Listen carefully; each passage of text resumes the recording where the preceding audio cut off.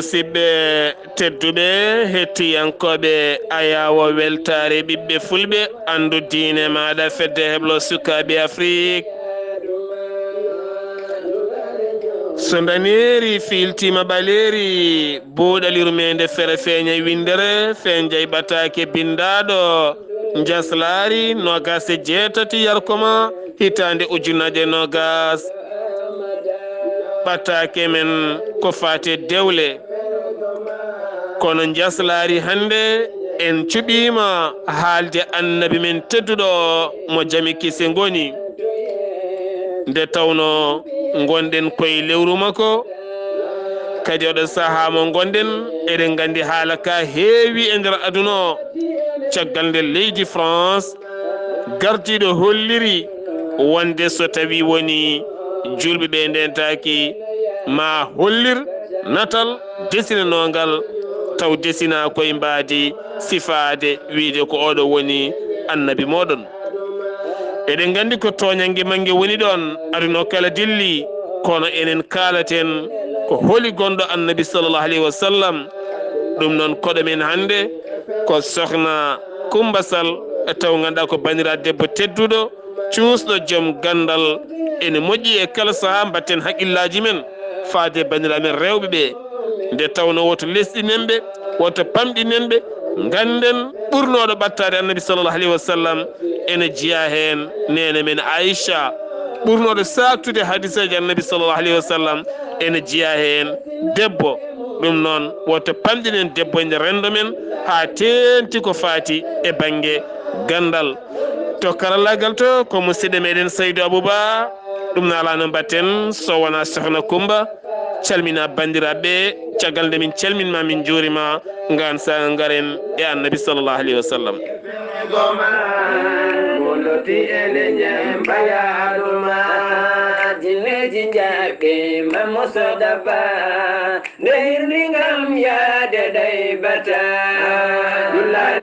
أعوذ بالله من الشيطان الرجيم بسم الله الرحمن الرحيم الحمد لله رب العالمين والصلاة والسلام على أشرف الأنبياء والمرسلين سيدنا محمد وعلى آله وصحابته الكرام أجمعين bandiraɓe julɓe bandiraɓe hettiyankoɓe aya weltare ɓiɓɓe fulɓe e gardugol bani men gorko Sar Abdoullahi Sar on calminama onon foof on juurama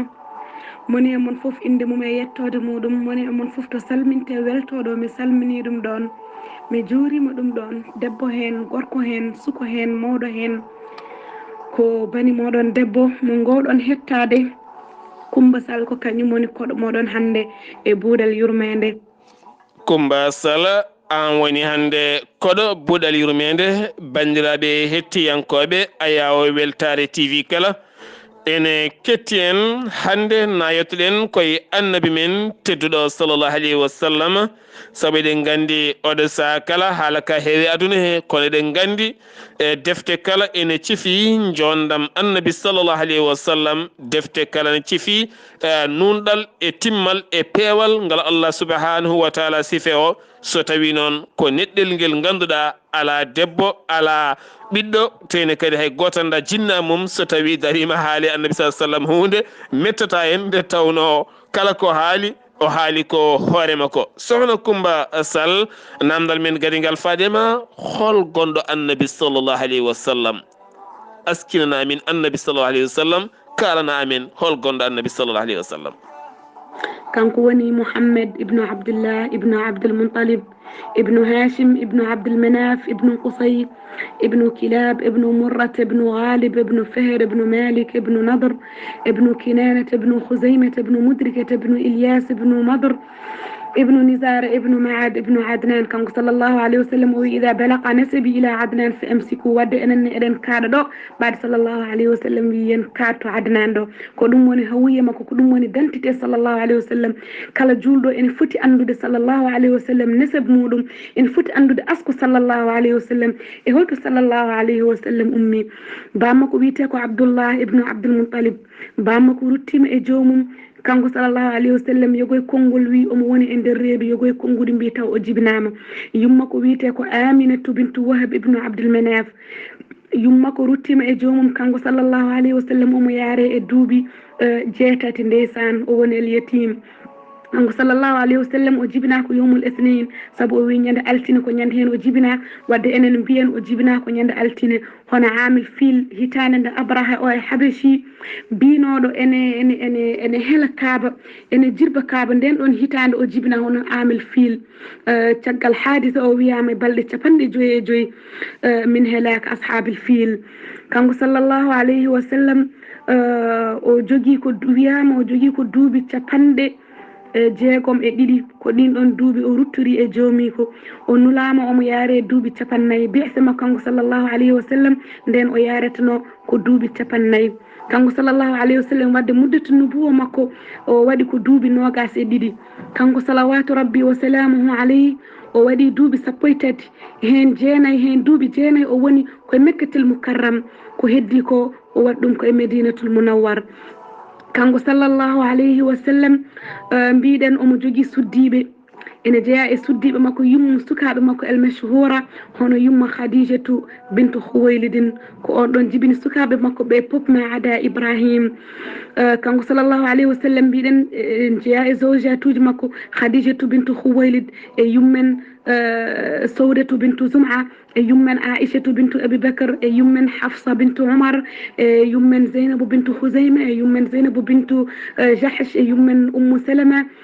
hono bintu abi umayya al makhzumi ene jeeya hen kadi e suddiɓe makko hono jouwayriya bint al harith ene jeeya hen ummu habiba hono ɓi abou soufiane o ene jeeya hen kadi safiya bint hono al hay ibn al akhtab ene jeeya hen maymunatu bint al harith ɓeɗo foof ene jeeya e suddiɓe makko kanko sallllahu alayhi wa sallam kanko sallllahu alayhi wa sallam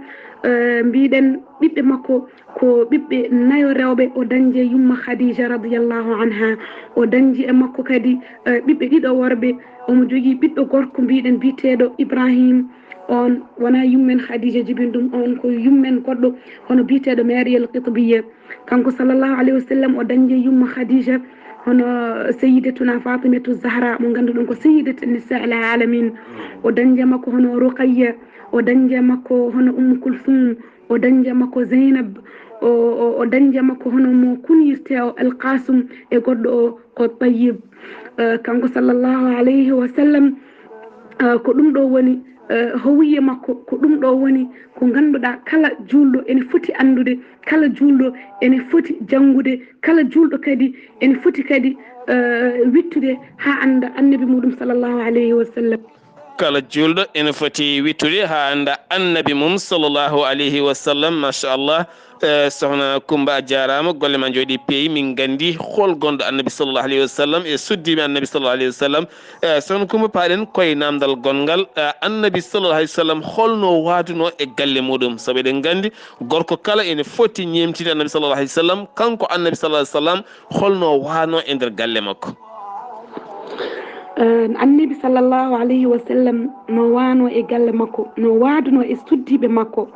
kanko sallllahu alayhi wa sallam eɗen gandi ko ñimtinorgal wonande men ko noon jomiraɗo subhanahu wa taala wimen kanko sallllahu alayhi wa sallam ko ñimtinorgal wadde kala neɗɗo foti ko ñimtinde sallllahu alayhi wa sallam suddiɓe makko kadi goni holɗum yummiraɓe men goni holɗum ummahatul muminin wadde ɓenne ko ganduɗon ko ñimtinteɓe ko yummiraɓe meɗen ɓe poɗɗen ñimtinde kanko sallllahu alayhi wa sallam o laatinoma e nder galle makko ko wadud ko hanun ko raqiq kadi omo wawi kadi ko witte husnul usra omo hewno yidde omo hewno jurum omo wonno newiɗo omo moƴƴuno gurdigo e suddiɓe makko ɓe omo tottannoɓe atifa omo tottaɓe omo rokkaɓe ko heewi sentiment foof romantique kadi to jiiɗa foof omo fijje mabɓe to jiiɗa foof omo fondi hakkude mabɓe omo suuraɓe kadi omo faama oɗo hande so tawi seki oɗo hande so tawi ko kilima mum ko ni way oɗo hande so kiram mum so ni way pop sallllahu alayhi wa sallam ene famanno ɗum e suddiɓe makko kadi omo newi hakkude makko e suddiɓe makko kadi omo yurmotonoɓe omo gaajodire mabɓe kadi o nunɗa hakkude mabɓe kadi o muña kadi e dow mabɓe fodde kadi noɓe tagira fodde kadi ɗamɗo kiram e ɓe rewɓe gondara wa kana yukarrimu wala yuhin o teddintuɓe وهنا تابع هاي قوت ما بيسيف مم يوجه وينصح ولا يعنف ولا يجرح كان صلى الله عليه وسلم جنجنا تندنا وسيو كدي لابا بكدي ديدي وانا بلوبي وانا gaybino suddiɓe makko o wona kadi gaddo ko ganduɗa kone tampina ɓe o wona pawo e mabɓe koɓe mbawana kadi to jiiɗamo fof sallallahu alayhi wa sallam yuinuhun ala abaihinna omo walla ɓe e dendagal caɗele ɗe ɓe gondi o laatima kanko sallallahu alayhi wa sallam ay omo yuhitu thawbahu to jiiɗa fof o ƴettat ko meslal o woni ñodde comci makko o woni fewnidde paɗe makko kanko sallallahu alayhi wa sallam o wonata koye liggade e nder galle makko o ɓurnaki fodde ɓural ngal Allah waɗanimo o laatinomo mbiɗen comci makko omo ñoota paɗe makko o fewna o wona mbaɗe o wona so waɗani tan o seere walla so waɗani tan yo fawre galle bammakko walla so waɗani tan yo jonco walla so waɗani yo fiir walla ala ɗum ko kanko foti wadde gueɗe galle fof ko kanko debbo foti wadde ala sallallahu alayhi wa sallam wona noon waduno e suddiɓe muɗum o wona lamɗo o wona kangaɗo sallallahu alayhi wa sallam dendagal newuye ene tawe makko kanko sallallahu alayhi wa sallam omo yankini e yeeso suddiɓe makko o nanta kam sallallahu alayhi wa sallam komo wiya khayrukum li ahlihi wa ana khayrukum li ahli e hey mon worɓe onon fof ɓuuri moƴƴude mon komo ganduɗa oɗo ko moƴƴuɗo e suddiɓe mum min noon ko min ɓuuri garɗude ko min ɓuuri moƴƴude e suddiɓam salawatu rabbi wa salamuhu alayka ya rasulallah kanko sallallahu alayhi wa sallam to jiiɗamo fof ndeysan omo fijja e suddiɓe makko to jiiɗa fof omo sudde makko so tawi o juuli hono al isha o naata nder galle makko so tawi joni o naati o juuli gueɗo gayni o ara o hirde mabɓe ɗon seeɗa o wone fijjude mabɓe o wone yewtidde mabɓe o wone machallah omo jalde mabɓe kala sifa jooɗo kala sifa garɗuɗo omo wadde mabɓe kanko sallallahu alayhi wa sallam haadema ko yaade mo yonta o kamɓe fof o heeko wondude mabɓe o yewtide mabɓe o deña ɓerɗe mabɓe o andinaɓe wonde kamɓe pop hakkille makko nane mabɓe ay kanko sallallahu alayhi wa sallam mbiɗen Allah wi ko iswa hasana wonande meɗen salawatu rabbi wa salamu alayhi kanko sallallahu alayhi wa sallam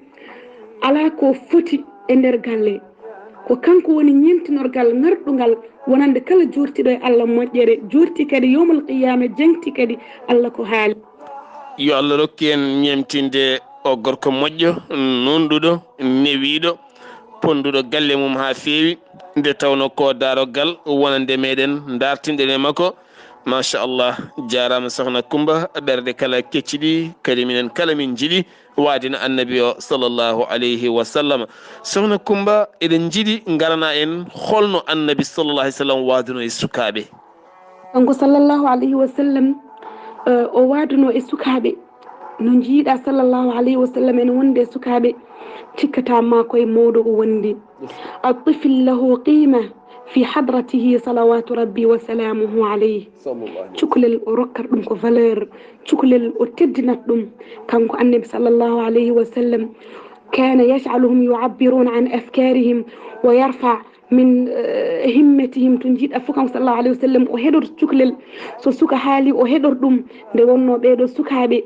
ko kañumen woni janngo sallallahu alayhi wa sallam yiyanno yiyate ɓeɗo sukaɓe ko janngo meɗen ɗum waɗi cukalel so haali o heɗoto so cukalel haali o wattat e muɗum hakkille kanko sallallahu alayhi wa sallam o ɓurnaki kanko sallallahu alayhi wa sallam o munikinaki cukalel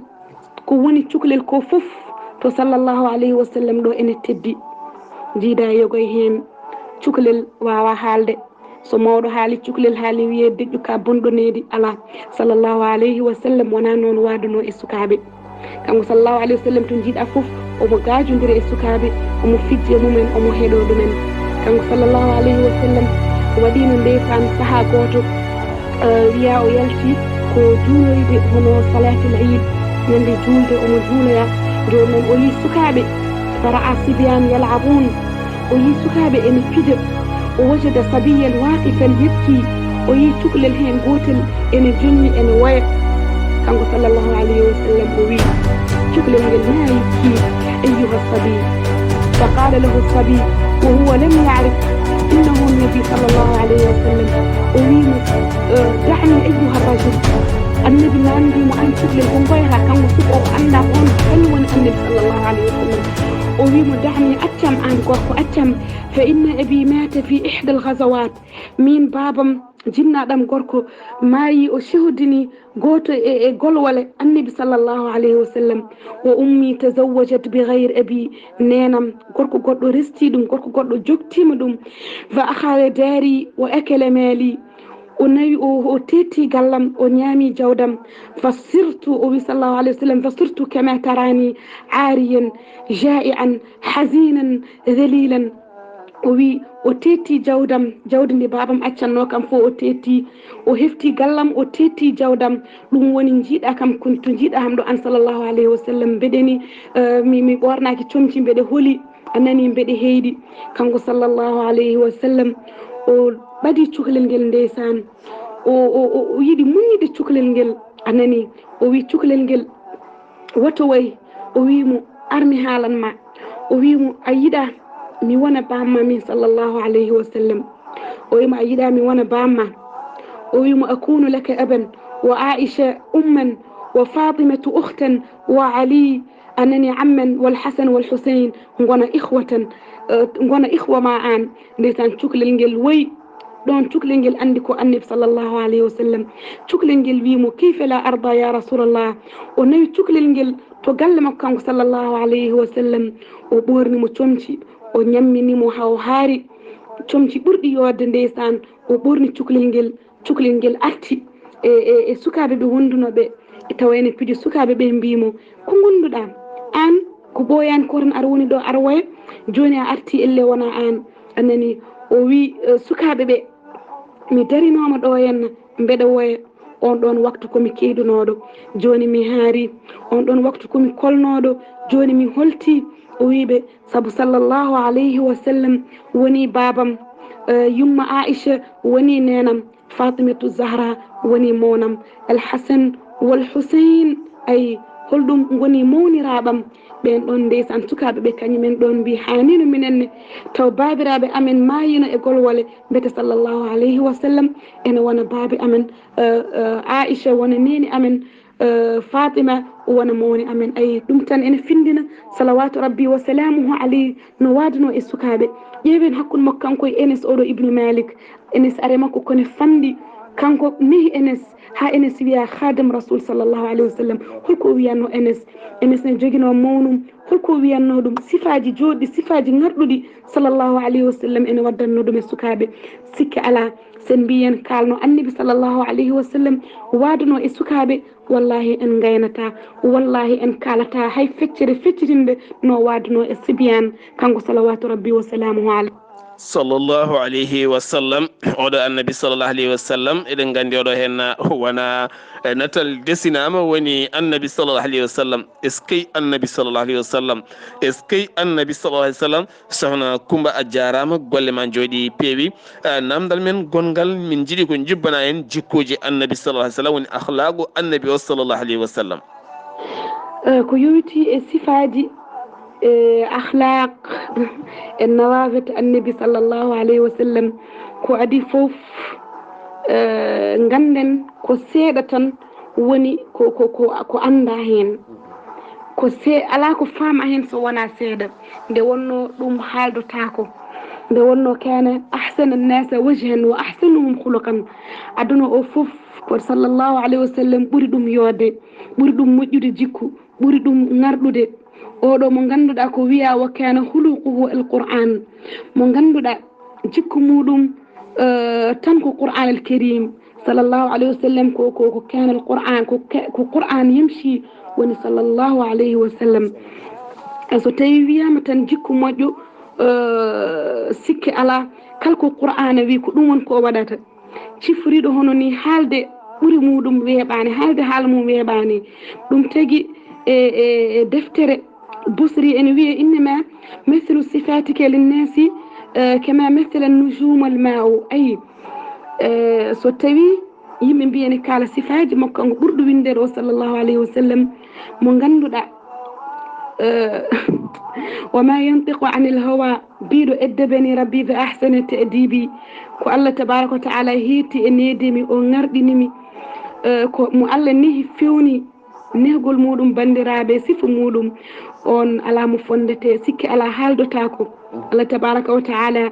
e hikme muɗum o heeda hay goto heedani e nede sallllahu alayhi wa sallam en kaali mbiɗen jinnaɗo makko rutti omo woni reedu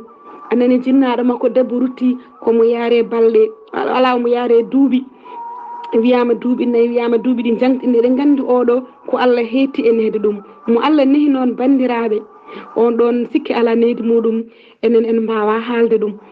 so tawi kadi ko laaɓal makko kanko sallllahu alayhi wa sallam en mbawa haaldude laaɓal makko laaɓal salawatu rabbi wa salamuhu alayhi ko hunde mawde sallllahu alayhi wa sallam eɗen gandi hay aljuma omo hirjini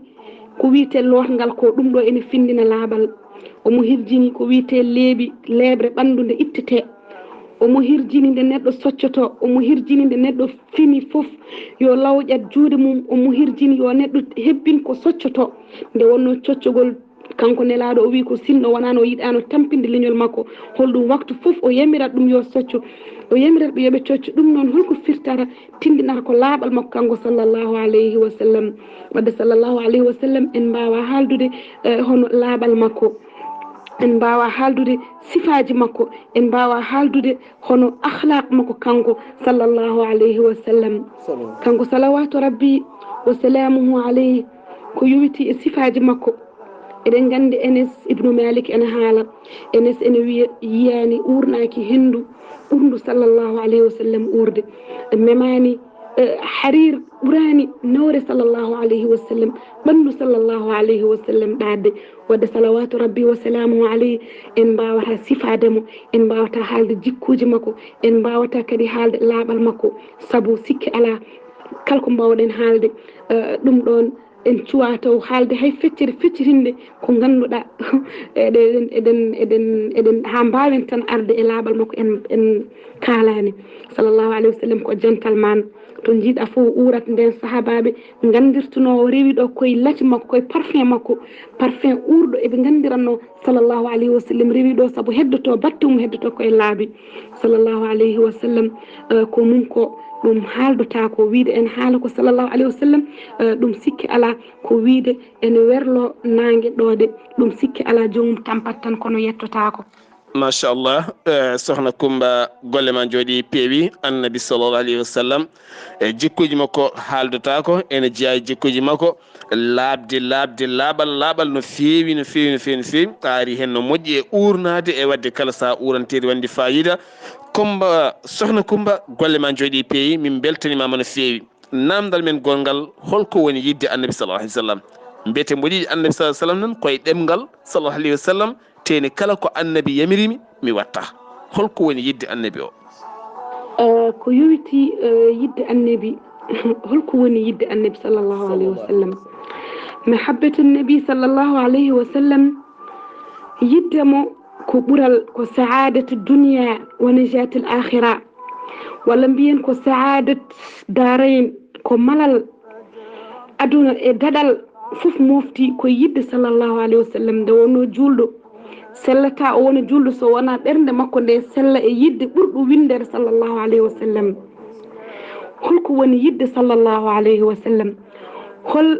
ko woni haqiqa yidde sallllahu alayhi wa sallam hol fayidaji moftiɗi moƴƴereji moftiɗi e yidde ɓurɗo windere o sallllahu alayhi wa sallam ko hunde sande nde wonno Allah holko wiyata annabi awla bil mu'minina holɗum min anfusihim oɗo annabi ɓurɗo windere salawatu rabbi wa salamu alayhi kanko ɓuuri hanande wonande dendagal julɓe e koye mabɓe kanko foti ɓurandema hoorema o ɓuranma yumma o ɓuranma bamma o ɓuranma yimɓe pop nde wonno sa yiɗirimo ni ene ko nden sellata a yiɗi sallllahu alayhi wa sallam Allah o wimen so tawi holɗum eɗen jiiɗi Allah so tawi e selli eɗen jiiɗi mo ndewe ko nelaɗo Muhammadin sallallahu alayhi wa sallam addan men ko on ɗon saaha Allah yiɗa meɗen enenne so tawi noon en jiiɗi ko addi ko ay woni en jiiɗi Allah en jiiɗi annabi sallallahu alayhi wa sallam nde wonno almar'u ma man ahab المرء مع من أحب كان صلى الله عليه وسلم يدم بيدن كو سعادة ونهين فائدة كد يدم كانكو صلوات ربي وسلامه عليه نفور مفتين يدم كانكو بردو ويندره إذن غار هين تن بمختصر إذن دبكينو بيتن تن كو سعادة الدارين ولا بي النجاة الدارين دد ماليد دندانغال غاليجي ديدي هونو ادuna o e lahara o neddo omo wawi yidde annabi sallallahu alayhi wa sallam o yidamo e qawlan o yidamo e fi'lan woni yimbe kala moƴƴere enen jidi woni yimbe kala to annabi sallallahu alayhi wa sallam haala beltoto en wadto batte hakkille ma ganda paama hadisaji makko paama sunna makko paama geɗe makko fof gandamo no Allah waɗirimo ni ganda ko foddo yiɗede den ɗon geɗe fof so tawi selli e ɓernde ma a haɓama ha tinnima ɗeɗo geɗe fof ganda an a yiɗi sallallahu alayhi wa sallam ndewiniɗa sunna o ganda hol gonɗo nelaɗo ayi so ganda kadi ko Allah wi so tawi eɗen jaɓanimo kanko Allah mbaɗen ko kanko sallallahu alayhi wa sallam ko wimen ko ɗum woni en jiɗimo hadisaji kewɗi ene kabra woni kanko sallallahu alayhi wa sallam wi la yuminu ahadukum hatta akuna ahabba ilayhi hollum min malihi wa walidihi wannasi ajmain sellata iman goto e mon timmata iman goto e mon so wona kanko sallallahu alayhi wa sallam o ɓuuri yiɗede e neɗɗo o e jinnaɓe muɗum e ɓesgu muɗum e dendagal yimɓe ndeke ɗum ɗo foof koma sellema nde ganda tigi tigi tigi ala ɓuran ɗomo sallallahu alayhi wa sallam hono seydina oumar wadduno ha wi الآن وي هنكدي أي وي الآن عرفت أن جوني سيدنا عمر أي أجابي أن جوني عندي كواي وندي هن فوف يد صلى الله عليه وسلم كدوم وني برال موفتنغال أودو أدنو موفتي كد الآخرة النبي صلى الله عليه وسلم ونام بريد دوم تان إكونغول ونام بريد دوم تان إقول على يد صلى الله عليه وسلم أهولرت دونو إن المحب هلم لمن يحبك مطيع so tawi a yiɗi neɗɗo a andat ɗum so tawi a yiɗi neɗɗo kala ko yiɗi a yiɗat ko gilli gonduɗe e amel so tawi a yiɗi yo ko jiɗɗa ko yo jarane aɗa yiɗi annabi yo annabi sallallahu alayhi wa sallam jarane haɓano annabi sallallahu alayhi wa sallam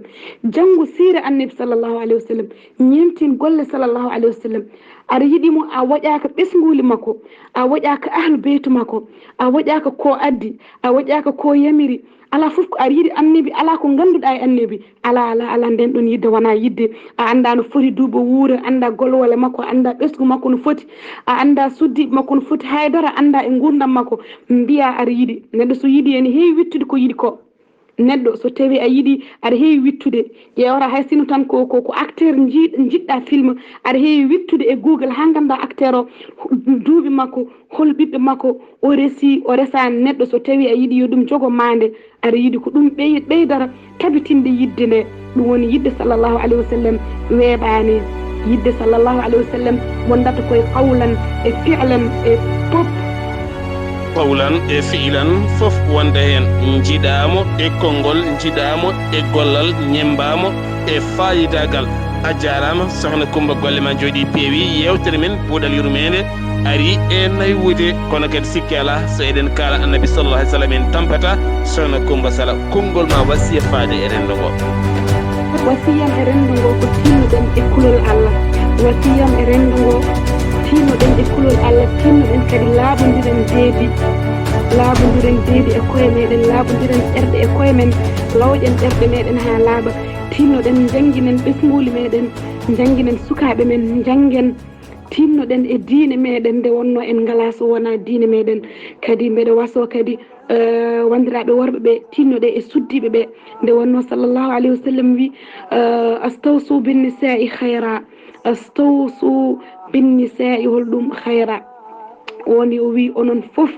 kalne ɓeɗo suddiɓe ko moƴƴi mbasiɗeɓe ko moƴƴi mbajoɗeɓe moƴƴaneɓe o wi fa innal mar'ata khuliqat holɗum min dil'in o taga koye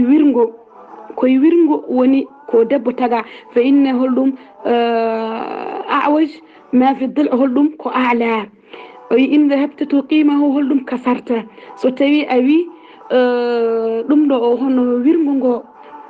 sa wi ar focca ɗum tan ha pocca ɗum ha daro ay kasarta a helat ɗum so tawi kadi a woppi ay woni so tawi a wi tan debbo gueɗe muɗum fof ko ma timma ma debbo o wona portiɗo sa reynaki tan debbo o on certat holko woni helde ɗum woni sertude muɗum tinnodiran e koye men mbeɗa waso hooram mbeɗa waso kadi rendo ngo dewal Allah e ɓeɗo sukaɓe janguinen ɓesguli meɗen tinnoɗen kadi onon worɓe ɓe e suddiɓe ɓe ɗum noon on calminama assalamu aleykum wa rahmatullah. Göklerden yükselen seda, canlar sana olsun feda. Son peygambersin sen daha, selam sana ey Mustafa. Ya Nabi selam aleyke, ya Resul selam aleyke, ya Habib selam aleyke, sallallahu alayhi wa sallam. musidɓe tedduɓe en nani bani men debbo sohna Coumba Sall kan wonno hande koɗo meɗen koɗo buuɗal yurmede golle makko jooɗi peewi en duwanimamamo en beltanimamo no feewi no feewi no feewi yo Allah nurɗin gandal ngal yo duusugo ɓooy saabu hande en gandi holi annabi men tedduɗo sallallahu alayhi wa sallam wasiyama kadi nanama waɗi fayida min beltima no feewi. musidɓe tedduɓe hettiyankoɓe Ayaw Weltare TV weltare ɓiɓɓe fulɓe andu diine ma